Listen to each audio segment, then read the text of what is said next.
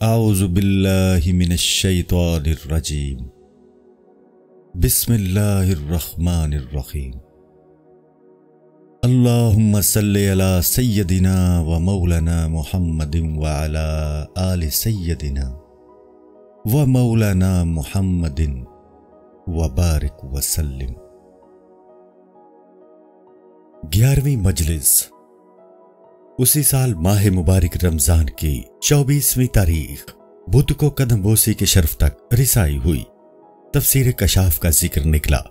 فرمایا کہ الحمد کی تفسیر میں لکھا ہے کہ حسن بصری کی قرات الحمدللہ ہے، دال کے زیر سے، اور دال کے زیر کی وجہ یہ سمجھتے ہیں کہ للہ کا لام متصل ہے اور اسلام کی حرکت مبنی ہے، لیکن ابراہیم کی قرات الحمدللہ ہے، دال پر پیش اور لام پر بھی پیش۔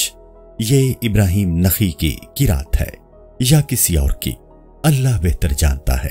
بہرحال کشاف لکھنے والے کا کہنا یہ ہے کہ حسن بصری رضی اللہ تعالیٰ عنہ کی قرات سے ابراہیم رضی اللہ تعالیٰ عنہ کی قرات بہتر ہے، کیونکہ حسن بصری للہ کے لام کی وجہ سے دال کی زیر رکھتے ہیں، یعنی للہ کے لام کی زیر مبنی ہے۔ الحمد کی دال پر بھی زیر ہونا چاہیے، لیکن ابراہیم الحمدللہ کے دال پر پیش ہونے اور للہ کے لام کے اس سے متصل ہونے کی وجہ سے لام پر بھی پیش لگاتے ہیں، کیونکہ الحمد کی وال کی حرکت ایک عامل کی وجہ سے ہے، اور وہ اعراب جسے کوئی عامل بدل دے وہ مبنی کے اعراب سے قوی ہوتا ہے۔ خواجہ ذکر اللہ بالخیر نے یہ تشریح بیان فرمانے کے بعد فرمایا کہ میں نے اس سے ایک نتیجہ نکالا ہے، اور وہ یہ ہے کہ الحمد کی دال ایسے شخص کی مانند ہے جس کا کوئی پیر ہو اور وہ اس سے کہے کہ اس طرح رہو اور اس طرح رہو، اور للہ کا لام اسی شخص کی مانند ہے کہ جس کا کوئی پیر نہ ہو اور وہ جیسا ہے ویسا ہی رہے۔ اس تفسیر کے سلسلے میں صاحب تفسیر کا اور ان کے عقیدے کا ذکر نکلا۔ خواجہ ذکر اللہ بالخیر نے زبان مبارک سے فرمایا کہ افسوس کہ اتنے علوم رکھنے کے باوجود وہ باطل عقیدہ رکھتا تھا۔ اس موقع پر فرمایا کہ کفر ہے اور بدعت ہے اور معصیت ہے، لیکن بدعت معصیت یعنی گناہ سے بڑی ہوتی ہے، اور کفر بدعت سے بڑا ہوتا ہے، اور بدعت کفر کے نزدیک ہوتی ہے۔ اس کے بعد حکایت بیان فرمائی کہ میں نے مولانا صدر الدین کونیوی سے سنا ہے، وہ کہتے تھے ایک دفعہ میں مولانا نجم الدین سنامی کے پاس تھا، انہوں نے مجھ سے دریافت کیا کہ کس شغل میں رہے ہو؟ میں نے کہا مطالعہ تفسیر میں۔ پوچھا کون سی تفسیر؟ میں نے کہا کشاف اور اجاز اور عمدہ۔ مولانا نجم الدین نے کہا کہ کشاف اور اجاز کو تو جلا دو، بس عمدہ کو پڑھو۔ مولانا صدر الدین کہتے ہیں کہ مجھے یہ بات ناگوار ہوئی، اور میں نے ان سے کہا کہ آپ ایسا کیوں کہتے ہیں؟ بولے شیخ بہار الدین ذکریہ رحمۃ اللہ علیہ نے بھی یہی کہا ہے۔ مولانا صدر الدین کہتے ہیں کہ مجھے یہ بات بھی ناگوار گزری۔ رات کو یہ تینوں کتابیں چراغ کے سامنے پڑھ رہا تھا، اجاز اور کشاف کو میں نے نیچے رکھ دیا تھا اور عمدہ ان دونوں کتابوں کے اوپر تھی۔ اسی درمیان میں سو گیا، یکایک شعلہ بھڑکا، میں بیدار ہو گیا۔ کشاف اور اجاز دونوں جو نیچے رکھی تھی جل گئی تھی اور عمدہ سلامت رہ گئی تھی۔ دوسری حکایت بیان فرمائی کہ شیخ صدر الدین رحمۃ اللہ علیہ نے ایک دفعہ چاہا کہ نحو مفصل پڑھیں، اپنے والد کے سامنے عرضداشت کی۔ شیخ بہار الدین ذکریہ رحمۃ اللہ علیہ نے فرمایا کہ آج کی رات صبر کر لو اور ذرا رات گزر جانے دو۔ جب رات ہوئی تو خواب میں دیکھا کہ کسی کو زنجیر میں جکڑے کھینچ کر لے جا رہے ہیں۔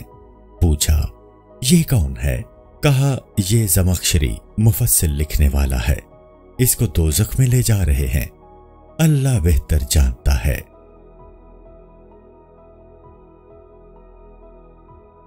12ویں مجلس اسی سال ماہ مبارک شعبان، اللہ تعالیٰ اس کی برکتوں کو عام کرے، کی 7ویں تاریخ منگل کو قدم بوسی کی سعادت میسر آئی۔ حاضرین میں سے کسی شخص نے بیان کیا کہ میں ایک دفعہ سفر کرتا ہوا اس سرزمین میں پہنچا جہاں حضرت ہود علیہ السلام کی قبر ہے۔ یہ قبر بہت اونچی اور بڑی اور لمبی ہے، اور اس علاقے میں ایسی قوم آباد ہے جو ہماری زبان نہیں سمجھتی اور نہ ہم ان کی زبان سمجھتے ہیں۔ غرض یہ کہ ہم کئی روز کے بھوکے وہاں پہنچے۔ ان لوگوں نے کاچی کی طرح جوار کی کوئی چیز پکائی اور اس پر دودھ ڈالا۔ ہم بھوکے تو تھے ہی، بڑی رغبت سے کھایا۔ خواجہ ذکر اللہ بالخیر نے فرمایا کہ ایسے علاقے میں اس طرح کی قوم سے ایسی انسانیت کا برتاؤ بڑی بات ہے۔ یہ واقعہ بیان کرنے والا تھوڑا سا گاجر کا حلوہ بھی لایا تھا۔ اس کی مناسبت سے یہ حکایت بیان فرمائی کہ میں نے مولانا عزیز ظاہر رحمت اللہ علیہ سے سنا ہے۔ وہ کہتے تھے کہ میں اور مولانا برہان الدین کابلی، جو راجدھانی دہلی کے قاضی کے نائب تھے، ابتدائی زمانے میں ساتھ پڑھا کرتے تھے۔ ایک دفعہ مولانا برہان الدین کو 2 سونے کے سکے ہاتھ آئے۔ بولے، ان 2 سکوں میں سے ایک سکے کا قرآن مجید لے لوں گا، اس نیت سے کہ میں صاحب نصاب یعنی مالدار ہو جاؤں۔ چنانچہ ایسا ہی کیا اور ایک سکے کا قرآن مجید لے لیا۔ شاید اسی روز ان کا سپہ سالار جمال الدین نیشا پوری کے پاس جانا ہوا، جو راجدھانی دہلی کے کوتوال تھے۔ کھانا سامنے رکھا گیا تو اس میں گاجر کا حلوہ بھی تھا۔ کوتوال نے یہ حلوہ مولانا برہان الدین کے سامنے رکھا اور پوچھا کہ اس کو کس طرح کھاتے ہیں؟ مولانا برہان الدین نے کہا کہ طالب علم سوکھی روٹی اس طرح کھاتے ہیں جیسے گاجر کا حلوہ ہو، بس اسی سے اندازہ کر لیجئے کہ گاجر کے حلوے کو کس طرح کھائیں گے۔ کوتوال کو یہ بات بہت اچھی لگی اور وہ بہت متاثر ہوا۔ کسی کو اشارہ کیا اور 20 یا 30 دن کے یعنی سکے لائے گئے اور مولانا برہان الدین کو دے دیے۔ غرض یہ کہ مولانا کے پاس اس کے بعد مال اور نعمت خوب ہو گئے اور راجدھانی دہلی کے قاضی یعنی جج کی نیابت مل گئی اور بڑا فائدہ ہوا۔ یعنی ان کی نیت صادق تھی، اس لیے پھل بھی پائے۔ 13ویں مجلس اسی سال ماہ رمضان کی آخری تاریخ یعنی چاند رات جمعے کو قدم بوسی کی دولت حاصل ہوئی۔ عدل اور ظلم کا ذکر نکلا۔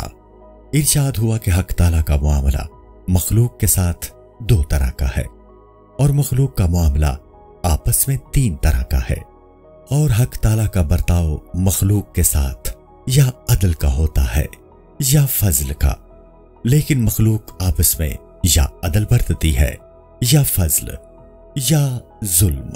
اگر مخلوق ایک دوسرے کے ساتھ عدل یا فضل کرتی ہے تو حق تعالیٰ ان پر فضل فرماتا ہے، اور اگر مخلوق ایک دوسرے پر ظلم کرتی ہے تو حق تعالیٰ ان سے عدل فرماتا ہے، اور جس سے خدا تعالیٰ عدل فرماتا ہے اس کو عذاب پہ ماخوذ کرتا ہے، چاہے وہ پیغمبر وقت ہی کیوں نہ ہو۔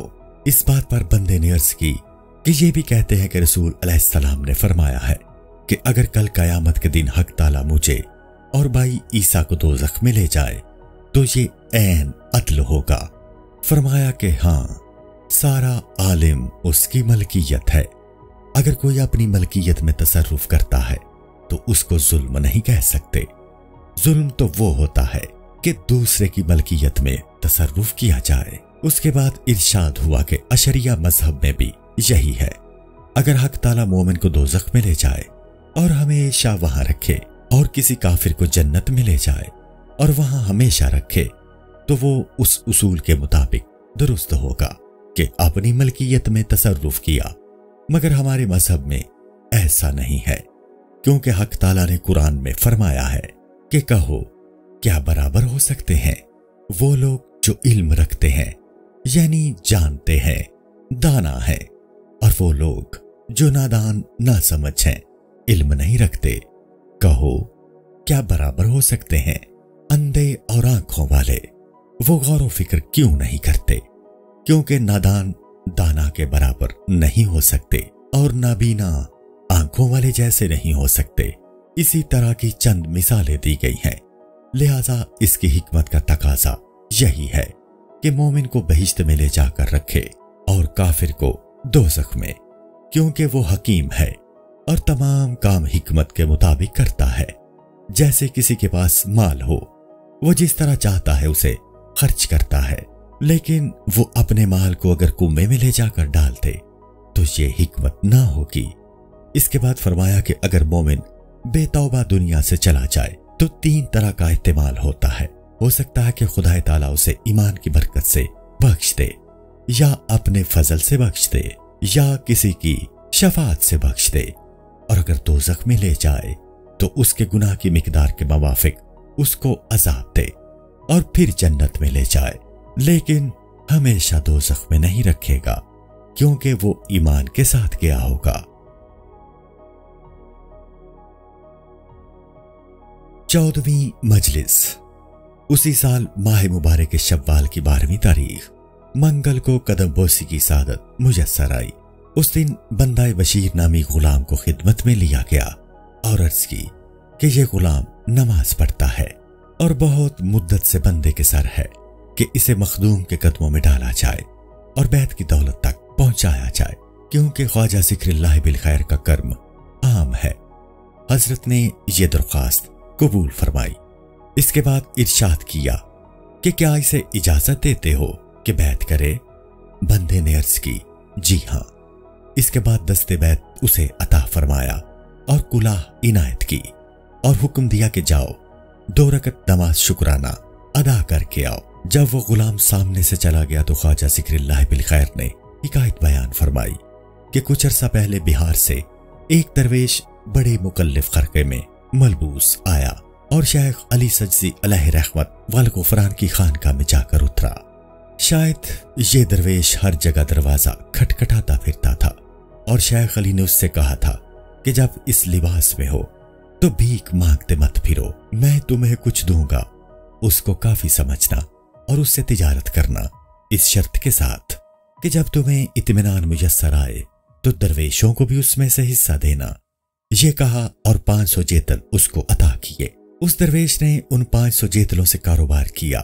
کچھ دن بعد 30 دنکے کے قریب ہو گئے، پھر ان 30 دنکوں کو تجارت میں لگایا تو 100 دنکے ہو گئے۔ ان دنکوں سے غلام خریدے۔ شیخ علی نے کہا کہ ان غلاموں کو غزنی لے جاؤ تاکہ اچھا منافع ہو۔ درویش نے ایسا ہی کیا اور اس درویش کے پاس ایک اعتماد کا غلام تھا۔ اس غلام سے کہا کہ تو میرا مرید ہو جا۔ غلام اس کا مرید ہو گیا۔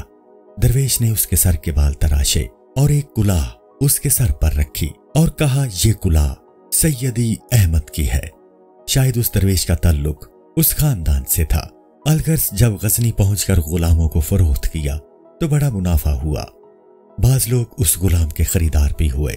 درویش بولا کہ میں اس کو کس طرح بیچ سکتا ہوں، یہ تو میرا مرید ہو گیا ہے، مگر اس کو خریدنے کے لیے بڑا اصرار ہوا، یہاں تک کہ اس کی چوگنی قیمت لگا دی گئی۔ درویش کی نیت بھی بدلنے لگی اور بیچنے کی اجازت دے دی۔ جیسے ہی سوداگر لوگ جمع ہوئے کہ غلام کی بولی لگائے، غلام آنکھوں میں آنسو بھر لایا اور اس درویش سے بولا کہ خواجہ، جس روز میں آپ کا مرید ہوا تو آپ نے ایک کلاه میرے سر پر رکھی تھی اور کہا تھا کہ کلاه سیدی احمد کی ہے، اب آپ مجھ کو بیچتے ہیں، کل قیامت کے دن سیدی احمد کے سامنے میرا آپ سے جھگڑا ہوگا۔ جب غلام نے یہ بات کہی تو آقا کا دل بھی پسیج گیا۔ حاضرین سے بولا کہ آپ لوگ گواہ رہیے، میں نے اس غلام کو آزاد کیا۔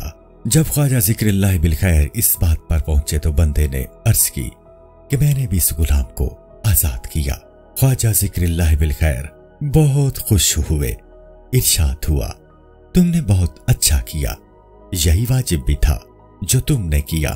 اس کے بعد بڑی شفقت اور مرحمت کے ساتھ اپنے مبارک سر پر سے کلاه اتار کر بندے کے سر پر رکھ دی۔ والحمدللہ رب العالمین۔ 15ویں مجلس۔